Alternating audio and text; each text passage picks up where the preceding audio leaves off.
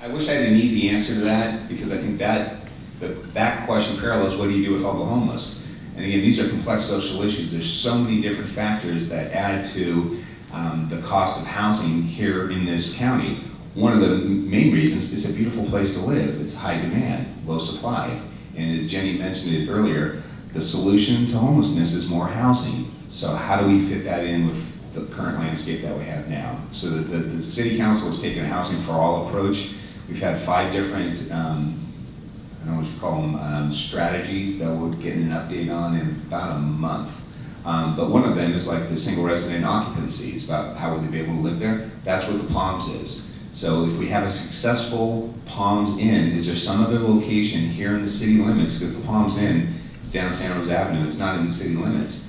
Is there another similar facility here that we could transition into another single resident occupancy? There's a lot of moving parts even that made the Palms Inn. One of the great things was, Akash, who was the owner. You need to have an owner because it's private property. An owner who is willing to work with the government entity, with the Palms, it was the Veterans Administration.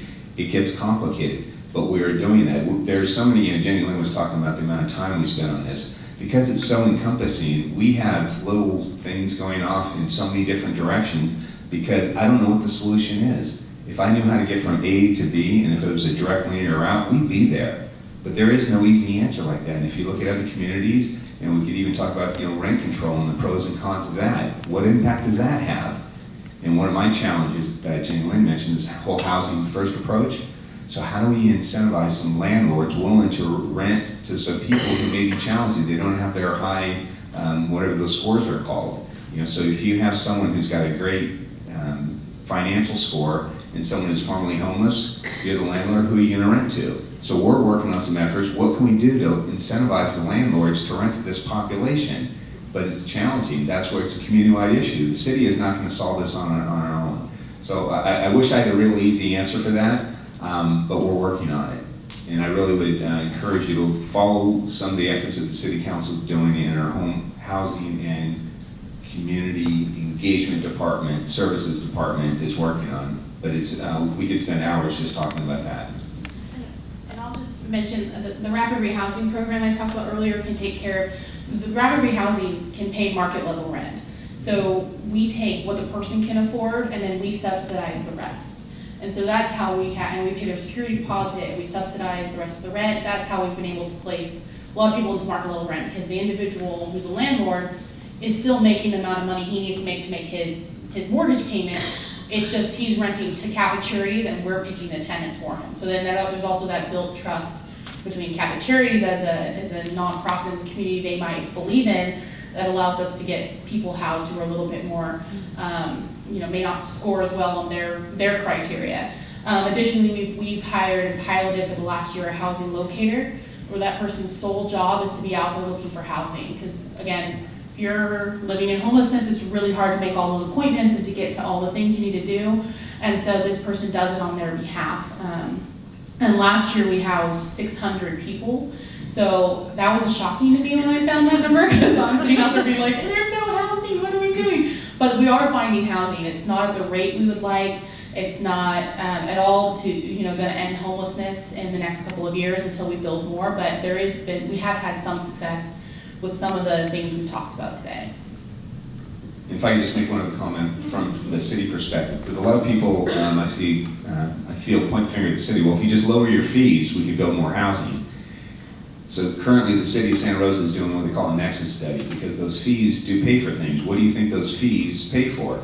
Those road improvements that we see out there. So if Jenny Lynn built something 5 years ago, we charge all the fees. Now I'm going to do just what she did, but don't charge me all the fees. I'm guessing she's going to say, well, wait a minute, how'd you justify me paying for it? Because that goes for some of the infrastructure, and that's the model that we've been building.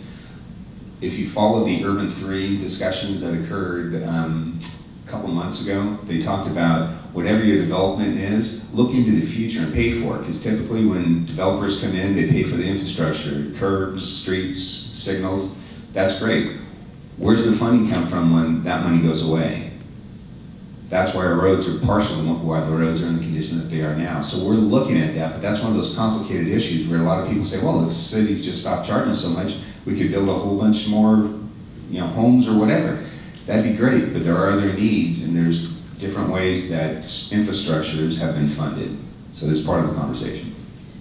And it is a broad conversation indeed. A couple of the cards that have come up here have been relating to the broader topic of homelessness in Sonoma County as it relates to rent control and proposed funding for other housing, which I think the panel has touched on. I'd like to present this question, which I think brings it back a little bit to our immediate situation here with what First United Methodist Church is looking to do here in coordination with Catholic Charities in the city. The point that this sort of came about for our church was in relation to Camp Michaela. And so the question here is, what is happening with the tent encampment, Camp Michaela?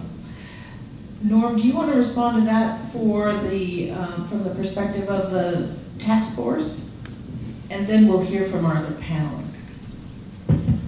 What we have decided here among the task force and the proposal that we're working on is still that. It is a proposal. It has not been approved by the church. So whatever I say, I don't want to make it sound like this is something the church has all agreed on. It has not gone to the church and been approved yet. But we are looking at taking a small group, up to 20 people, in and to help them get into the transitional housing. Now, according to the 2016 homeless census, there are over 1,900 people on the streets each night after all of the shelters have filled up. 1,900 people, and we're looking at taking in 20. So, since this is new to us and since we are who we are, we're looking at setting a fairly high bar and looking at having everybody backgrounded, having them fill out all the forms and everything they need to do. They will, once they're allowed in to be a resident of our encampment, should it be approved, they will have to live by certain rules, and there will be people on staff there at the facility to make sure these are all followed. Some folks at Camp Michaela want to live in tents like that. Some folks want to get out. We have a cross-section of everything you can think of there. And so, since some of the folks want to stay in tents, some of the folks that we've talked to personally don't particularly want to live under an umbrella of rules of behavior and things. They want to live unencumbered. We've decided that we can't take everybody that's there and just locate them over here. We're going to have rules to live by, and we're going to have certain barriers, hurdles, whatever you want to call it, to jump over to get in. We're not going to take everybody, and once here, they're going to live under certain modes of behavior. And so we can't really make it y'all come sort of encampment, where as soon as there's anybody that wants to come in will get here. They will be checked, they will be vetted, and they will be allowed in. And so anybody at Camp Michaela is welcome to apply to come into our encampment, should it be approved. But we just can't say that we will automatically take everybody there and relocate them here. So just the update that I know of it, so Camp Michaela currently is located in the county, so it started in the city limits, now it's in the county. So I've met with the organizers, I met with some of the residents, actually reviewed some of their entrance plans and some of the things that Norm was talking about. I encourage them to follow the same format that we use with the VI SPDAT, rather than creating their own questionnaire to allow someone in their vulnerability assessment. Why don't we all try to get on the same page? Now, the other wild card is, I don't know the knowledge, skills, and abilities of the person doing that intake. So I know with Catholic Charities, there's training, but my point in sharing that information with them, try to be more inclusive. If we're all working on this, the same thing together, that collective impact versus an isolated impact. So right now, I know they're in the county, host does go out and see them, the Clean Start shower trailer goes there, but what's going on, because I know they're also talking with the county folk. I don't know anything else beside that. Anything to add?